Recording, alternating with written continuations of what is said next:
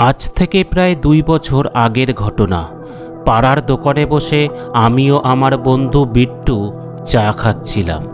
হঠাৎ এমন সময় বিট্টু বলে উঠল, শুনেছি তোর নাকি খুব সাহস, তা আমার সাথে একটা বাজি লড়বি? আজ রাতে তুই যদি আমাদের গায়ের শ্মশানে যাস এবং সেখান থেকে একটি পোড়া কাঠ নিয়ে আসতে পারিস, তাহলে আমি তোকে 1000 টাকা দেব। পারবি করতে? দেখি তোর সাহস কত। বিট্টুর এইসব কথা শুনে আমি বুঝতে পারলাম ও আমাকে পরীক্ষা করে দেখার চেষ্টা করছে। কিন্তু আমিও ছিলাম খুব সাহসী, তাই তার এইসব কথা শুনে আমিও বলে উঠলাম, ঠিক আছে, আমি তোর এই চ্যালেঞ্জ অ্যাকসেপ্ট করলাম, কিন্তু মনে রাখবি আমি যদি এই কাজটি করতে পারি তাহলে কিন্তু তোকে 1000 টাকা দিতেই হবে। তখন কিন্তু কোনো অজুহাত শুনবো না। রাত তখন প্রায় 10টা হবে। রাতের খাবার খেয়ে শ্মশানের উদ্দেশ্যে বেরিয়ে পড়লাম। হঠাৎ করেই যেন তখন প্রচণ্ড ঝড় বৃষ্টি শুরু হলো। এই ঝড় বৃষ্টির রাতে শ্মশানে একা যেতে আমারও প্রচণ্ড ভয় করছিল, কিন্তু কি আর করা যাবে, চ্যালেঞ্জ যখন নিয়েছি তখন তো সেটা পূরণ করতেই হবে। কিন্তু জঙ্গলের মধ্যে দিয়ে যাবার সময় আমার মনে হতে থাকলো কেউ যেন আমার পিছন পিছন আসছে, কিন্তু আমি পিছন ঘুরে তাকাতেই সেখানে কাউকেই দেখতে পেলাম না। হঠাৎ যেন আমি এক প্রচণ্ড ভয়ানক হাসি শুনতে পেলাম এবং দেখলাম এক অশরীরী আমার দিকে উড়তে উড়তে এগিয়ে আসছে। তাকে দেখে আমি এতটাই ভয় পেয়েছিলাম যে ওখান থেকে চিৎকার করতে করতে দৌড়াতে থাকি। এইভাবে দৌড়াতে দৌড়াতে আমি চলে আসি নদীর পাড়ে, কিন্তু সেখানে যেতেই চমকে গেলাম। দেখলাম এক সাধু নদীর পাড়ে বসে আছে।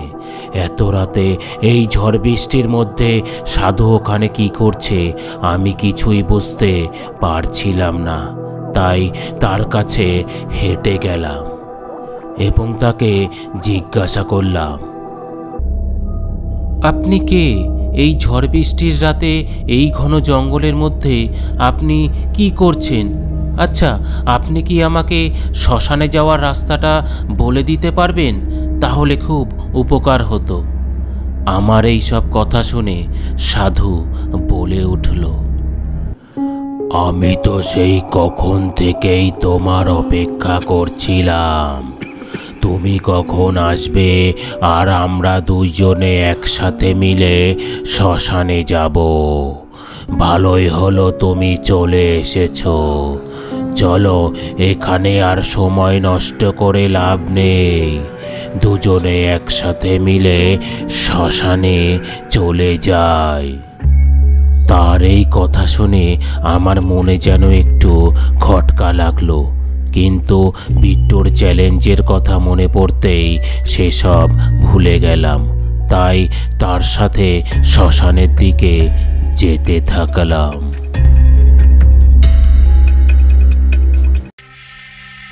এভাবেই জঙ্গলের মধ্যে দিয়ে একসাথে হাঁটার পর অবশেষে আমরা এসে পৌঁছালাম সেই শ্মশানে। তবে শ্মশানে আসতেই আবার প্রচণ্ড জোরে বৃষ্টি শুরু হলো। কিন্তু অদ্ভুত বিষয় ছিল, সেখানে দেখলাম যে একটি চিতা সাজানো আছে এবং তাতে আগুন জ্বলছে। এটা কি করে সম্ভব? এই বৃষ্টির মধ্যে আগুন কি করে জ্বলতে পারে? এসব দেখে আমার শিরদাঁড়া দিয়ে যেন ঠান্ডা স্রোত নেমে গেল। হঠাৎ করে যেন আমি এক প্রচণ্ড হাসি শুনতে পেলাম এবং পাশ ফিরে তাকাতেই দেখলাম সেখানে একজন শুয়ে আছে। কিন্তু তাকে দেখতেই আমার পিলে চমকে যায়।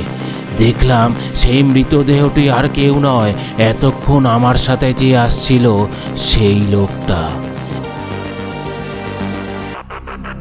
হঠাৎ করেই আমার সামনে শুয়ে থাকা ওই মৃতদেহটি হাওয়ায় ভাসতে থাকলো এবং চারিদিকটা যেন এক অসহনীয় অট্টহাসিতে ভরে গেল। হঠাৎ করে ওই লোকটি বলতে থাকলো, তোদের কারণেই আজ আমার এই অবস্থা হয়েছে। তোদের জন্যই আমার আত্মা মুক্তি পায়নি, এই গ্রামে ঘুরে বেড়াচ্ছে। তাই আমিও তোদের কাউকেই ছাড়বো না, তোদেরও এক এক করে তিলে তিলে মেরে ফেলবো। এসব শোনা মাত্রই আমি ওখান থেকে প্রচণ্ড ভয়ে দৌড়াতে থাকলাম। বুঝতে পারলাম আজ যদি ওরাতে ধরা পড়ি তাহলে মৃত্যু নিশ্চিত। এভাবেই দৌড়াতে দৌড়াতে আমি জঙ্গলের ভিতরে চলে আসি, কিন্তু হঠাৎ করেই হোঁচট খেয়ে পড়ে যাই। আমার আর ওঠার শক্তি ছিল না।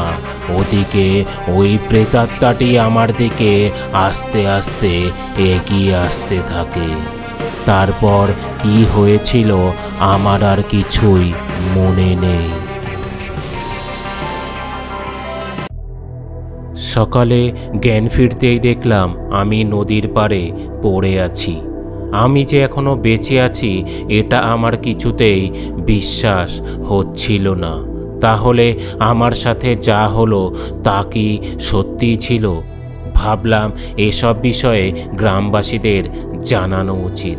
তাই তাদের বলার জন্য গ্রামের উদ্দেশ্যে রওনা দিলাম।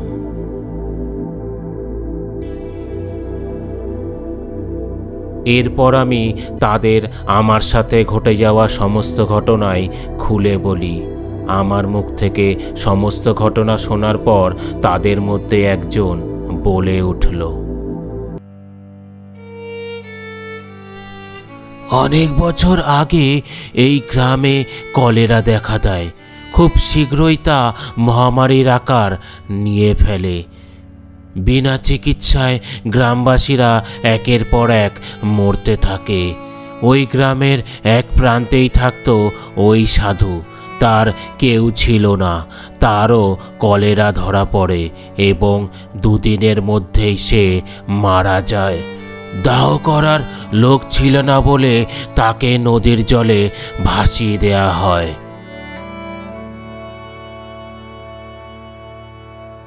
হয়তো তার মৃতদেহের সঠিকভাবে সংস্কার করা হয়নি বলে তার আত্মা এই গ্রামেই আটকে আছে। তার আত্মা মুক্তি পেতে চায়। এরপর ওই সাধুর আত্মার মুক্তির কামনা করে নদীর পাড়েই এক যজ্ঞের আয়োজন করা হয়। এভাবেই ওই সাধুর আত্মা মুক্তি পায়।